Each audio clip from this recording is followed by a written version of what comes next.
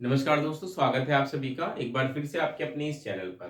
दोस्तों, आज हमारी थर्ड क्लास है जिसमें कि आज हम बात करने वाले हैं प्रिंसिपल्स ऑफ डेवलपमेंट के बारे में, यानी कि विकास के सिद्धांत। लगभग 11-12 ऐसे सिद्धांत हैं जो कि बहुत ही महत्वपूर्ण हैं एग्जाम पॉइंट ऑफ व्यू से, और क्वेश्चन इनसे डायरेक्ट पूछे जाते हैं। तो इस वीडियो को पूरा देखिएगा, ध्यान से देखिएगा। इस वीडियो में बहुत ही आसान तरीके से साधारण भाषा में मैं आपको ये सभी सिद्धांत समझा दूंगा, और मुझे उम्मीद है कि ये वीडियो देखने के बाद आप कभी भी इन प्रिंसिपल्स को लाइफ टाइम नहीं भूलेंगे। चलिए वीडियो की शुरुआत करते हैं। सबसे पहले हम बात करते हैं, हमारा आज का जो टॉपिक है विकास के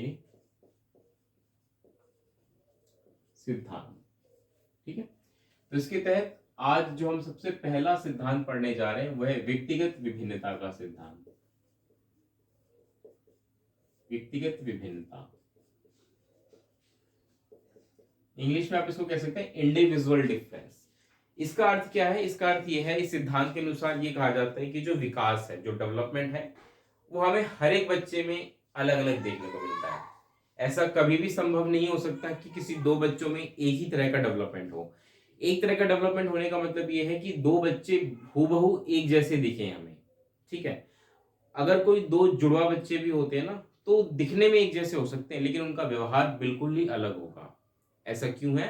ऐसा इसलिए है क्योंकि ये व्यक्तिगत विभिन्नता की वजह से है। ये दिखाता है कि हर एक बच्चे में जो डेवलपमेंट है वो बहुत ही अलग होता है। ठीक है, कभी भी एक जैसा नहीं हो सकता। कोई दो बच्चे कभी भी आपको एक जैसे, चाहे उनके विचार हो, चाहे उनके व्यवहार हो, चाहे उनका लर्निंग स्टाइल हो, चाहे उनके वो वैल्यूज हो, चाहे वो उनके सोशल नॉर्म्स हो, चाहे उनकी वो सोशल वैल्यूज हो, चाहे उनके कल्चर्स हो, कुछ भी हो, किसी न किसी रूप में वो एक दूसरे से अलग होंगे। और वो इसी वजह से होंगे क्योंकि ये सिद्धांत हमें यही कहता है कि प्रत्येक बालक किसी न किसी रूप में एक दूसरे से अलग होते हैं। और जैसे कि मैंने कहा, जुड़वा बच्चे भी अगर होंगे वो दिखने में आपको एक जैसे लगेंगे, लेकिन जैसे ही अगर आप उनके व्यवहार को देखेंगे आप समझ जाएंगे कि ये एक दूसरे से अलग है। तो यही है प्रिंसिपल ऑफ इंडिविजुअल डिफरेंस। उम्मीद है आपको समझ में आ गया होगा व्यक्तिगत विभिन्नता का सिद्धांत। अगला है निरंतरता का सिद्धांत। निरंतरता का सिद्धांत, निरंतरता मतलब इंग्लिश में कॉन्टिन्यूटी। इसका अर्थ क्या है? इसका अर्थ यह है कि विकास जो है वो लगातार चलने वाली प्रक्रिया है। मतलब ऐसा नहीं कि कभी रुक जाती हो, कभी नहीं रुकती। एक बच्चा जन्म से लेकर के मृत्यु तक, ठीक है, इंग्लिश में अक्सर कहते हैं फ्रॉम वॉर्म टू टॉम। इट मीन्स जन्म से लेके मृत्यु तक बच्चे का जो डेवलपमेंट है वो कंटिन्यू चलता है, कभी नहीं रुकता। बल्कि जन्म से पहले ही, जैसे ही भ्रूण का निर्माण होता है, तब से डेवलपमेंट की प्रक्रिया स्टार्ट हो जाती है। और ये कब खत्म होती है? जब व्यक्ति की मृत्यु होती है। कुछ एस्पेक्ट्स होते हैं डेवलपमेंट के जो कुछ समय के बाद रुक जाते हैं। जैसे शारीरिक विकास जीवन भर नहीं चलता, फिजिकल डेवलपमेंट जीवन भर नहीं होता। लेकिन अगर मैं कहूँ सोशल डेवलपमेंट, इमोशनल डेवलपमेंट या कॉग्निटिव डेवलपमेंट, ये सब क्या है? ये सब जीवन भर होंगे। हम जीवन भर कुछ ना कुछ सीखते रहते हैं, नई नई चीजें सीखते हैं। जब हम नई नई तरह की समस्याओं को झेलते हैं, उनका सामना करते हैं, तो हमें बहुत कुछ सीखने को मिलता है। तो ये जो सीखने की प्रक्रिया है ना, ये हमारी चलती रहती है। और इस वजह से क्या है कि कोई ना कोई हमारा जो डेवलपमेंट का एस्पेक्ट है वो आगे बढ़ता रहता है। ठीक है, चाहे वो इमोशनल हो, चाहे वो सोशल हो, कुछ भी हो। तो कहने का अर्थ यही है, निरंतरता का सिद्धांत हमें यही कहता है कि जो डेवलपमेंट है it is a continuous process, लगातार चलता है, कभी नहीं रुकता। ठीक है, उम्मीद है आपको समझ में आ गया होगा। चलिए नेक्स्ट।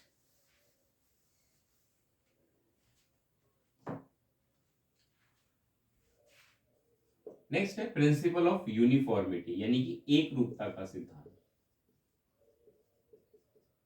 एक रूपता, यूनिफॉर्मिटी,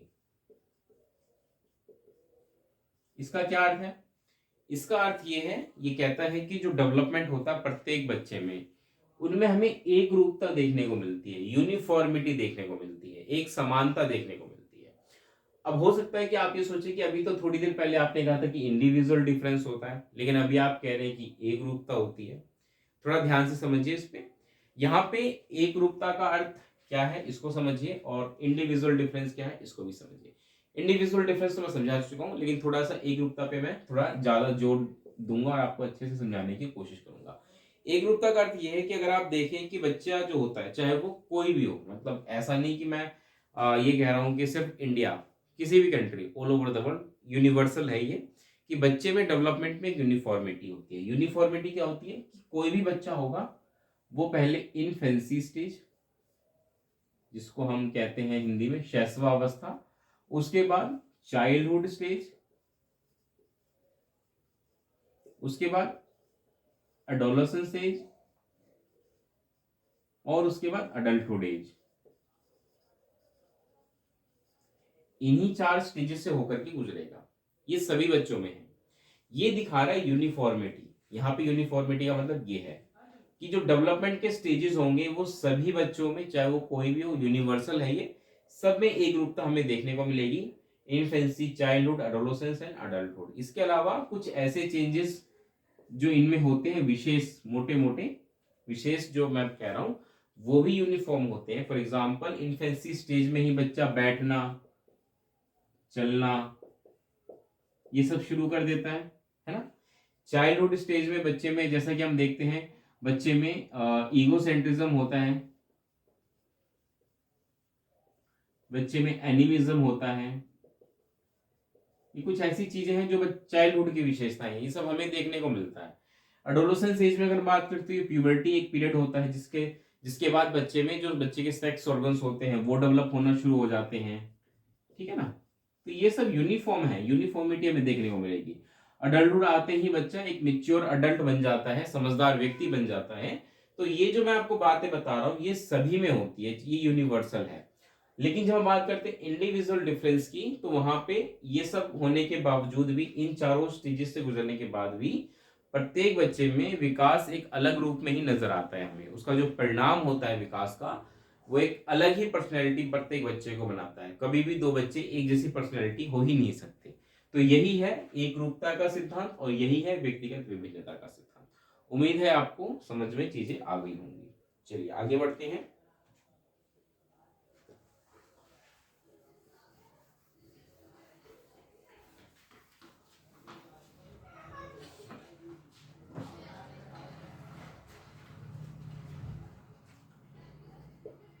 अगला है एकीकरण का सिद्धांत। एकीकरण यानी कि इंटीग्रेशन कहते हैं इंग्लिश में। अब इसका क्या अर्थ है? इसका अर्थ होता है कि जब हम दो तीन चीजों को मिला दें एक साथ तो वो कहलाता है इंटीग्रेशन या एकीकरण। तो यहां पर भी जब हम बात कर रहे हैं डेवलपमेंट की, तो यहाँ पे इंटीग्रेशन यानी एकीकरण से अर्थ ये है कि जो बच्चे का डेवलपमेंट होता है उसमें बच्चे के अलग अलग एस्पेक्ट्स होते हैं डेवलपमेंट के, वो सब एकीकृत रूप में, एकीकरण के रूप में बच्चे के सामने आते हैं, बच्चे के व्यवहार में हमें दिखते हैं। या बच्चा जब भी हमें दिखता है तो उसमें अलग अलग जो एस्पेक्ट्स होते हैं डेवलपमेंट के वो इंटीग्रेटेड रूप में काम करते हैं। या कोई भी काम बच्चा करता है तो एक से ज्यादा जो डेवलपमेंट के एस्पेक्ट्स होते हैं वो इंटीग्रेट रूप में कार्य कर रहे होते हैं। इसको कुछ ऐसे समझिए कि एक बच्चा यदि क्रिकेट खेलना चाहता है तो क्रिकेट खेलने के लिए दो तीन चीजें होना है, मतलब एक साथ वर्क करेंगी तभी बच्चा क्रिकेट खेल पाएगा। कैसे? जैसे कि बच्चे का फिजिकल डेवलपमेंट होना बहुत जरूरी है। बच्चे का फिजिकल डेवलपमेंट होगा उसके लिए बहुत जरूरी है, तभी तो क्रिकेट खेल पाएगा, है ना। फिजिकल डेवलपमेंट होना बहुत जरूरी है। इसके अलावा बच्चे का एक मोटर स्किल होना बहुत अच्छा आवश्यक है, तभी बच्चा खेल पाएगा क्रिकेट। इसके साथ साथ जब बच्चा क्रिकेट खेलेगा तो वहां पे हमें बच्चे का सोशल डेवलपमेंट भी होता हुआ नजर आएगा, है ना। तो ये क्या है? ये एक तरीके से इंटीग्रेट, एक साथ काम कर रहे हैं। क्रिकेट खेलते समय ये सारी चीजें एक साथ काम कर रही हैं तभी बच्चा क्रिकेट खेलता है ना। इसके अलावा और भी बहुत सारी एक्टिविटीज होती हैं। फॉर एग्जांपल अगर हम बात करें, फॉर एग्जांपल मान के चलिए कोई कंपटीशन है, जैसे पोएट्री है। अगर कोई पोएट्री कर पा रहा है तो पोएट्री करने के लिए क्या क्या जरूरी है? एक तो हमारा लैंग्वेज अच्छा होना चाहिए, लैंग्वेज डेवलपमेंट बच्चे का होना चाहिए अच्छा। बच्चे का इमोशनल डेवलपमेंट अच्छा होना चाहिए, क्योंकि जब तक बच्चे का इमोशनल डेवलपमेंट अच्छा नहीं होगा बच्चा कैसे कनेक्ट कर पाएगा चीजों को। इसके अलावा बच्चे का सोशल डेवलपमेंट, कि बच्चा लोगों के साथ इंटरेक्ट करे, कविताएं अगर लिख रहा है तो लोगों के सामने उसको प्रेजेंट कर सके। तो यहाँ पे कई चीजें एक साथ वर्क कर रही होती हैं तभी हम कोई कार्य कर पाते हैं। जैसे कि अगर मैं आपके सामने पढ़ा पा रहा हूँ तो कई चीजें हैं ना जो मेरी इसमें भूमिका निभा रही हैं। वो क्या है, एक तो मेरा कॉग्निटिव डेवलपमेंट कि भाई मैं इतना समझदार तो हूँ कि जो मैं आपको पढ़ा रहा हूँ वो मुझे खुद भी पता हो, मैं समझता हूँ उन चीजों को। इसके अलावा मेरी भाषा पे एक अच्छी पकड़ हो, अच्छी तरह से मैं अपने विचारों को आपके सामने रख पाऊं। ठीक है, ये सब होगा तभी तो मैं एक अच्छे शिक्षक के रूप में आपके सामने आ पाऊंगा। तो यहाँ पे भी मेरे एक से ज्यादा एस्पेक्ट जो है डेवलपमेंट के वो एक साथ वर्क कर रहे हैं। तो कहने का अर्थ यही है कि इंटीग्रेशन मतलब ये होता है कि जब एक से ज्यादा एस्पेक्ट डेवलपमेंट के एक साथ किसी कार्य को करने में अपनी भूमिका निभाते हैं तो वहां पे वो इंटीग्रेशन वाली बात आ जाती है, एकीकरण वाली बात आ जाती है। चलिए, उम्मीद है आपको ये चारों समझ में आ गए होंगे। आगे बढ़ते हैं।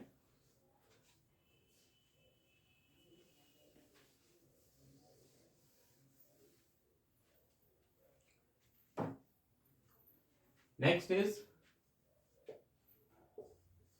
सामान्य से विशिष्ट की ओर।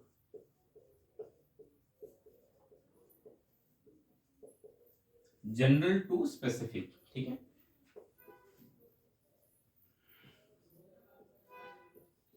जनरल टू स्पेसिफिक, इसका क्या अर्थ है? इसका अर्थ ये है, इसमें ये कहा जाता है कि विकास जो होता है बच्चे में वो कुछ इस प्रकार से होता है कि बच्चा शुरू में सामान्य क्रिया करता है और धीरे धीरे जो क्रिया होती है वो विशिष्ट हो जाती है। इसको एक उदाहरण से समझाता हूं, आप बेहतर तरीके से समझ पाएंगे। आपने देखा होगा अक्सर जो बहुत ही छोटे बच्चे होते हैं, फॉर एग्जाम्पल 3 महीने 4 महीने के बच्चे जो होते हैं, अक्सर वो जब किसी चीज को पकड़ते हैं, किसी खिलौने को पकड़ते हैं, तो उनके पकड़ने का तरीका ऐसा होता है कि वो अपने पूरे हाथ को फैला करके पकड़ने की कोशिश करते हैं। ये क्या दिखा रहा है? ये एक जनरल एक्शन दिखा रहा है कि बच्चा ये एक जनरल एक्शन कर रहा है। खिलौने को पकड़ना था, पूरे हाथ का इस्तेमाल करके एक जनरल एक्शन है, लेकिन इसकी आवश्यकता नहीं है। खिलौने को पकड़ने के लिए हमें सिर्फ अपने हाथ की तो जरूरत पड़ती कि भाई हाथ से पकड़ के उसको उठा लो, लेकिन बच्चा शुरू में ऐसा नहीं कर पाता। बच्चा शुरू में क्या करता है? पूरे हाथ का इस्तेमाल करता है। तो ये दिखाता है कि बच्चा क्या कर रहा है? एक जनरल यानी कि सामान्य क्रिया कर रहा है। जैसे जैसे बच्चा बड़ा होगा, उसका मोटर डेवलपमेंट अच्छा होगा, बच्चे की जो ये क्रिया है खिलौने को पकड़ने की, वो धीरे धीरे उसके हथेलियों तक सीमित हो जाएगी। तो ये कहलाएगा विशिष्ट, कि बच्चा अब खिलौने को पकड़ने के लिए सिर्फ और सिर्फ अपने हाथ का इस्तेमाल कर रहा है। पहले उसी कार्य को करने के लिए सामान्य क्रिया कर रहा था, लेकिन अब उसी कार्य को करने के लिए वो विशिष्ट क्रिया कर रहा है। विशिष्ट क्रिया मतलब सिर्फ उसके हाथ का ही इस्तेमाल कर रहा है, मतलब प्रॉपर हथेलियों का ही इस्तेमाल कर रहा है, पूरे हाथ का इस्तेमाल नहीं कर रहा। इसके अलावा आप देखेंगे जब बच्चा और बड़ा होता है और उसका डेवलपमेंट अच्छा होता है, तो बच्चा अब क्या करता है कि जो छोटी छोटी चीजें भी उसको दिखती है ना फर्श पे गिरी हुई, उनको भी वो अब अपने हाथ की सिर्फ उंगलियों से पकड़ने की कोशिश करता है। तो डेवलपमेंट अब आप देखिए कितना स्पेसिफिक हो गया। पहले डेवलपमेंट जनरल था, तभी पूरे हाथ का इस्तेमाल कर रहा था। उसके बाद धीरे धीरे डेवलपमेंट स्पेसिफिक हुआ, उसके हथेलियों तक आया, तो उसने हथेलियों से खिलौनों को पकड़ने की कोशिश की। अब वो क्या है कि छोटी छोटी चीजों को भी अपनी उंगलियों से पकड़ रहा है। तो इसका मतलब अब जो डेवलपमेंट है वो और ज्यादा स्पेसिफिक होकर के उसकी उंगलियों तक सीमित हो गया है। ठीक है, तो अब वो उससे उंगलियों से भी चीजों को उठा पा रहा है।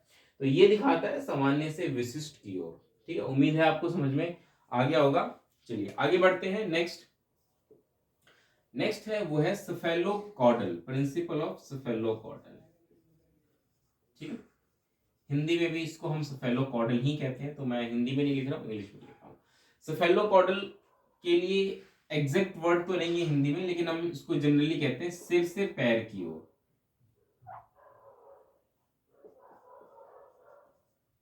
सिर से पैर की ओर। ठीक है, इसका क्या अर्थ है? इसका अर्थ ये है कि इसके अनुसार ये कहा जाता है कि जो डेवलपमेंट होता है, जो विकास होता है, वो सिर से शुरू होता है और कहाँ जाता है? पैर की ओर जाता है। फॉर एग्जाम्पल, अगर ये मैं यहाँ पे ड्राइंग बना के समझाता हूँ आपको। ठीक है,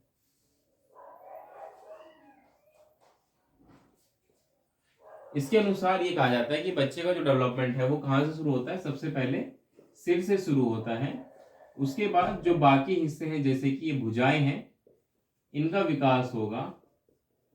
उसके बाद जो ये इसकी जो सेंट्रल नर्व सिस्टम्स होते हैं, केंद्र जिसको हम कह सकते हैं, उसका विकास होगा, और अंत में उसके जो पैर होंगे उसका विकास होगा।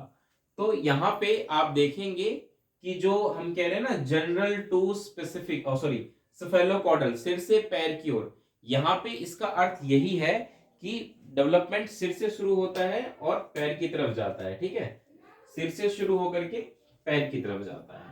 तो इसको अगर मैं और बेहतर तरीके से समझाऊं, एग्जाम्पल से समझाऊं, तो आप ऐसे देखिए, आपने देखा होगा जो बच्चा बहुत ही छोटा होता है, छोटा इन द सेंस अभी अभी जिसका जन्म हुआ है, अभी कुछ ही दिन का है, 4 दिन 5 दिन का है, तो आपने देखा होगा इतने छोटे बच्चे अपने सिर को बिल्कुल भी नहीं संभाल पाते हैं, इसलिए उनको पकड़ते समय हमें विशेष ध्यान देना पड़ता है कि उनके सिर पर सहारा बना रहे, ताकि सिर बहुत नाजुक होता है, उसको किसी प्रकार की क्षति ना पहुंचे। तो अब आप देखेंगे जैसे जैसे बच्चा 1 महीने का होगा, उसका सिर पे कंट्रोल होना शुरू हो जाएगा। 1 महीने का बच्चा क्या करेगा, अपने गर्दन को इधर उधर घुमाना शुरू कर देगा। वो क्यों कर पाएगा, क्योंकि उसके सिर का विकास हो गया। जैसे जैसे बच्चा और बड़ा होगा, अब वो अपने गर्दन को ऊपर की ओर उठाना शुरू करेगा, ऐसे ऐसे उठाना शुरू करता है छोटा बच्चा। और जैसे जैसे बड़ा होगा, फिर बच्चा आप पाएंगे कि बच्चे को अगर आप सुला देते हैं तो बच्चा शुरू में करवट नहीं ले पाता। उसका कारण यही है कि बच्चे का अभी जो ये है, जो शोल्डर्स हैं वो इतने डेवलप नहीं हुए हैं, जो उसका अभी सेंट्रल सिस्टम इतना डेवलप नहीं हुआ है। लेकिन जैसे जैसे बच्चा बड़ा होता है, उसके बाद बच्चा करवट लेना भी शुरू कर देता है। इसका कारण यही है कि उसकी जो भुजाएं हैं वो विकसित हो जाती हैं, और इसी कारण से बच्चा चीजों को पकड़ने की कोशिश करता है। और अंत में आप पाएंगे कि बच्चा धीरे धीरे बैठना शुरू करता है, बैठने के बाद रेंगना शुरू करता है, और फिर चलना शुरू करता है। तो ये जो क्रम है ना विकास का, ये यही दिखा रहा है कि डेवलपमेंट सिर से शुरू हुआ है और कहां तक गया है, पैर की तरफ गया है। उम्मीद है आपको समझ में आ गया होगा सेफेलोकॉर्डल। चलिए मूव ऑन करते हैं। नेक्स्ट है प्रॉक्सिमो डिस्टल।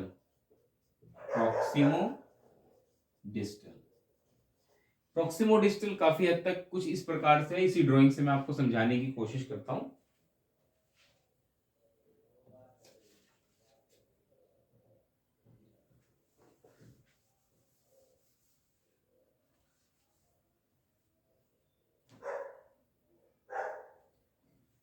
प्रॉक्सिमो डिस्टल क्या कहता है कि जो डेवलपमेंट है वो कहां से शुरू होता है, वो शुरू होता है केंद्र से। ध्यान रखिएगा, इसमें डेवलपमेंट केंद्र से शुरू होता है, और उसके बाद डेवलपमेंट कैसे जाता है, चारों दिशाओं में आगे की तरफ बढ़ता है। डिस्टल मतलब सेंटर से डिस्टेंस की तरफ, मतलब डिस्टेंस लेता है, दूर जा रहा होता है। तो केंद्र से शुरू होकर के सभी दिशाओं में जाता है, और बाकी जो हिस्से होते हैं शरीर के वो विकसित होते हैं। जो विकास का प्रॉक्सिमो डिस्टल सिद्धांत है वो यही कहता है। उम्मीद है आपको ये साथ के साथ समझ में आ गए होंगे। मूव ऑन करते हैं, नेक्स्ट समझते हैं।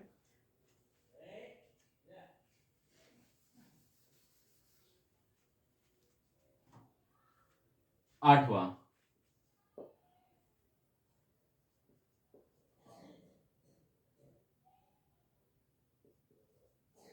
आनुवांशिकता एवं वातावरण का सिद्धांत। इसका क्या अर्थ होता है, इसका अर्थ ये होता है, इसके अनुसार ये कहा जाता है जो विकास है, जो डेवलपमेंट है, उस पे हमें हेरिडिटी यानी आनुवांशिकता और इन्वायरमेंट यानी कि वातावरण दोनों का ही प्रभाव देखने को मिलता है। ठीक है, ये क्वेश्चन भी कई बार एग्जाम में पूछा जाता है इससे कि भाई डेवलपमेंट पर किसका सबसे ज्यादा असर होता है। क्वेश्चन इस प्रकार से पूछ लिया जाता है कि भाई आनुवांशिकता का ज्यादा असर है या वातावरण का ज्यादा असर है। तो वहां पे हमें ये बात ध्यान रखनी है कि ज्यादा किसका असर है ये कहना बहुत ही मुश्किल है, कि हम ये नहीं तय कर सकते किसका ज्यादा असर है। लेकिन हम ये जरूर कह सकते हैं कि आनुवांशिकता और वातावरण दोनों का मिला जुला प्रभाव हमें एक बच्चे के डेवलपमेंट पर देखने को मिलता है। तो इसीलिए कई बार स्टेटमेंट इस प्रकार से दी जाती है कि बच्चे के विकास पर आनुवांशिकता तथा वातावरण का जो प्रभाव है वो एक गुणनफल प्रभाव होता है। तो गुणनफल प्रभाव, प्रोडक्टिव इफेक्ट कहा जाए तो उसका अर्थ यही है कि मिला जुला प्रभाव होता है। ठीक है, तो एक बच्चे का जो डेवलपमेंट है आनुवांशिकता से भी प्रभावित होता है। बच्चे का जो फिजिकल डेवलपमेंट होगा वो कंप्लीटली किस पे डिपेंड करेगा, वो डिपेंड करेगा बच्चे के जेनेटिक्स पे, कि हेरिडिटी से उसको किस प्रकार से चीजें मिली हैं। बच्चे की हाइट, बच्चे का वेट, बच्चे की आवाज, बच्चे की आंखों का रंग, बालों का रंग, चेहरे का रंग, ये सब कौन तय करेगा, ये सब आनुवांशिकता तय करेगी। और वातावरण क्या करेगा, वातावरण जो बाकी चीजें होंगे डेवलपमेंट के, कि किसके साथ कैसे व्यवहार करना है, उसके ज्ञान का स्तर कैसा होगा, उसकी भाषा कैसी होगी, ये सब कौन तय करेगा? ये वातावरण तय करेगा। तो एक बच्चे के डेवलपमेंट पे आनुवंशिकता एवं वातावरण दोनों का ही हमें मिला जुला प्रभाव देखने को मिलता है। अगला है वो है अनुमान का सिद्धांत। अनुमान यानी कि प्रेडिक्टेबिलिटी हम कह सकते हैं। प्रिडिक्टेबिलिटी का अर्थ क्या है कि हम अनुमान लगा सकते हैं, विकास का अनुमान लगाया जा सकता है। अब विकास का अनुमान लगाने का अर्थ यह है कि आप एग्जैक्टली स्पेसिफिक नहीं बोल सकते कि इस डेट को इतने बजे बच्चा ये क्रिया कर पाएगा, नहीं, वो तो भविष्यवाणी हम कह सकते हैं, वो नहीं करते हम उसको। हम अनुमान का अर्थ ये है कि हम अंदाजा लगा सकते हैं। फॉर एग्जाम्पल अगर मान के चलिए कि 6 महीने का बच्चा अगर खुद से बैठने की शुरुआत कर दे, बैठना शुरू कर दे, तो हम ये अनुमान लगा सकते हैं कि हाँ, आने वाले कुछ महीनों में, आने वाले 1.5-2 महीने में बच्चा अब रेंगना भी शुरू करेगा और हो सकता है अगले 3-4-5 महीने बाद बच्चा खड़े होना शुरू कर दे और 1 साल 1.25 साल का बच्चा चलना शुरू कर दे। ठीक है, ये अनुमान हम इस प्रकार से लगा सकते हैं, लेकिन इस प्रकार से नहीं लगा सकते कि इस डेट को बच्चा ये काम कर पाएगा, नहीं। अनुमान का अर्थ ये है। और ये भी हम क्यों लगा पा रहे हैं? क्योंकि हमें पता है कि डेवलपमेंट जो होता है उसमें एक रूपता हमें देखने को मिलती है, विकास का अपना एक पैटर्न होता है, जैसे मैंने बताया ना, सेफेलोकॉर्डल सिर से पैर की ओर या जनरल टू स्पेसिफिक, ये सब चीजें हमें पता है, तभी हम तो अनुमान लगा पा रहे हैं, वरना हम भी अनुमान नहीं लगा पाते। ठीक है, तो उम्मीद है आपको समझ में आ गया होगा अनुमान का सिद्धांत। Next, principle of multi dimensional, यानी कि बहुआयामी, मल्टी डायमेंशनल, इसका क्या अर्थ है? बहुआयामी होने का क्या अर्थ है? बहुआयामी होने का अर्थ ये है कि एक बच्चे का जो डेवलपमेंट होता है वो ये नहीं होता कि भाई कोई एक ही एस्पेक्ट हमेशा देखा जाता है बच्चे का डेवलपमेंट। फॉर एग्जाम्पल अगर आप किसी का इंटरव्यू ले रहे हैं, जैसे केंद्रीय विद्यालय वगैरह में जब इंटरव्यूज होते हैं, तो वहां पे जब इंटरव्यूज लिया जाता है तो क्या चेक किया जाता होगा आपके हिसाब से? क्या सिर्फ यही देखा जाता है कि आप पढ़ाने में कैसे हैं? क्या सिर्फ एक ही एस्पेक्ट देखा जाता है? नहीं, बाकी एस्पेक्ट भी देखे जाते हैं वहां पे आपके, कि आपका कॉन्फिडेंस कैसा है, आपकी बॉडी लैंग्वेज कैसी है, आपका फिजिक्स, आपकी पर्सनैलिटी कैसी है, आप दिखने में कैसे हैं। ठीक है, ये सारी चीजें देखी जाती हैं। इन जनरल अगर कोई भी व्यक्ति, मैं किसी से मिलता हूं पहली बार, तो सिर्फ देख करके हम थोड़ी तय कर सकते हैं कि बच्चे का या उस व्यक्ति का विकास कैसा है। कुछ समय बिताने पर हमें ये भी दिखता है कि उसका व्यवहार कैसा है, उसकी भाषा कैसी है, उसके विचार कैसे हैं, उसका इमोशनल एक्सप्रेशन कैसा है। तो कहने का अर्थ यह है कि मल्टी डायमेंशनल चीजें होती हैं।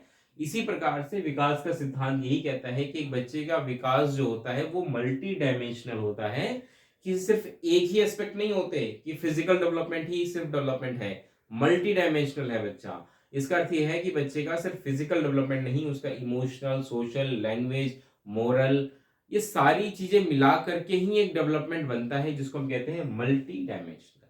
ठीक है, आई होप आप समझ गए होंगे। Next is principle of inter relation, यानी कि अंतर संबंध का सिद्धांत। अंतर संबंध, इंटर रिलेशन कह सकते हैं हम इसको इंग्लिश में, इंटर रिलेशन। इसका अर्थ क्या है? इसका अर्थ ये है कि प्रत्येक विकास एक दूसरे से जुड़ा हुआ है, या यूं कहें कि एक अगर विकास कोई प्रभावित होता है, विकास का कोई एक पहलू प्रभावित होता है, तो उससे बाकी पहलू जो होते हैं विकास के वो भी प्रभावित होते हैं।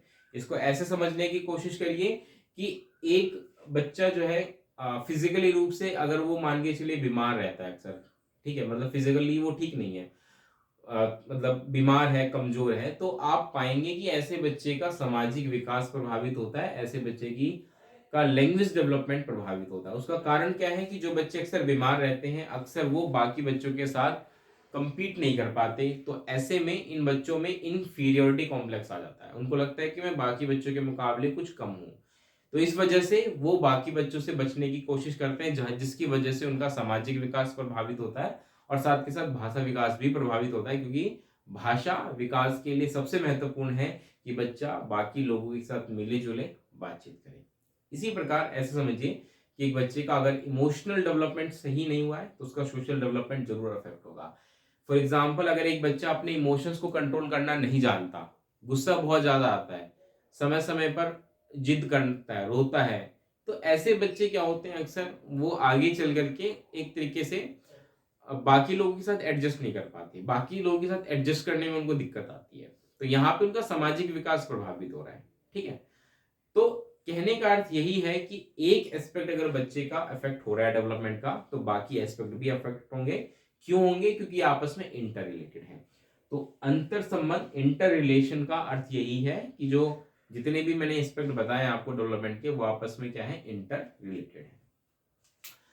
चलिए नेक्स्ट एंड द लास्ट जो है प्रिंसिपल ऑफ स्पाइरल डेवलपमेंट कह सकता हूं मैं। स्पाइरल के लिए हम कह सकते हैं वृत्तीय आकार, कुछ कह लीजिए, एग्जैक्ट मेरे को हिंदी वर्ड नहीं पता, मैं इंग्लिश में लिख देता हूं।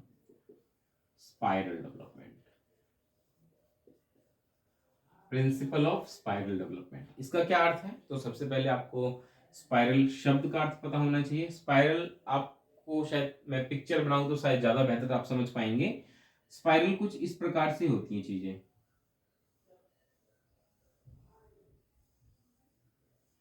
उम्मीद है पिक्चर देखकर आपको समझ में आ गया होगा कि स्पाइरल का क्या अर्थ है। तो यहाँ पे स्पाइरल डेवलपमेंट क्या है, विकास का क्या है सिद्धांत है, वो क्या कहता है, वो ये कहता है कि बच्चे का विकास कुछ इस प्रकार से होता है, स्पाइरल तरीके से होता है। कैसे?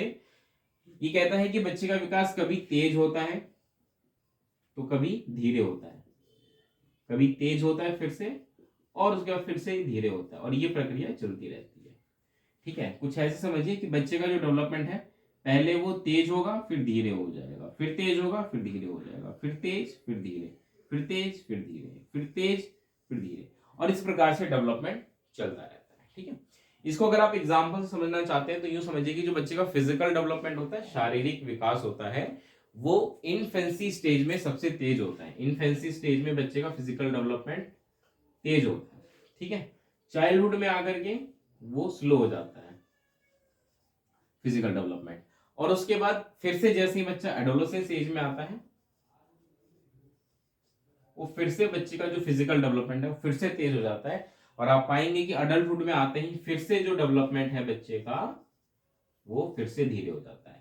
तो यहाँ पे ये फिजिकल डेवलपमेंट दिखा रहा है कि कैसे बच्चे का जो डेवलपमेंट है वो स्पाइरल शेप में आगे बढ़ता है। ठीक है, तो इसी के साथ मुझे उम्मीद है कि आप ये सारे जो विकास के सिद्धांत हैं, कुल 12 सिद्धांत मैंने आपको समझाए इस वीडियो में, समझ में आ गए होंगे। बहुत ही आसान शब्दों में, बहुत ही सरल तरीके से मैंने आपको इसको समझाने की कोशिश की है, और मुझे इस बात की उम्मीद है कि आप समझ भी पाए होंगे। एग्जाम में क्वेश्चन आएगा तो आप इसको कर पाएंगे। इसके साथ इस वीडियो को मैं यही समाप्त करता हूँ। वीडियो कैसे लगी बताइएगा, अपने फीडबैक दीजिए, वैल्यूएबल कमेंट दीजिए, हमें बताइए कि और क्या सुधार हम कर सकते हैं। साथ के साथ पहली बार वीडियो देख रहे हैं, चैनल को सब्सक्राइब कर दीजिए, वीडियो को लाइक कर दीजिए, दोस्तों तक शेयर कर दीजिए। मिलते हैं अगली वीडियो में, तब तक के लिए नमस्कार, धन्यवाद।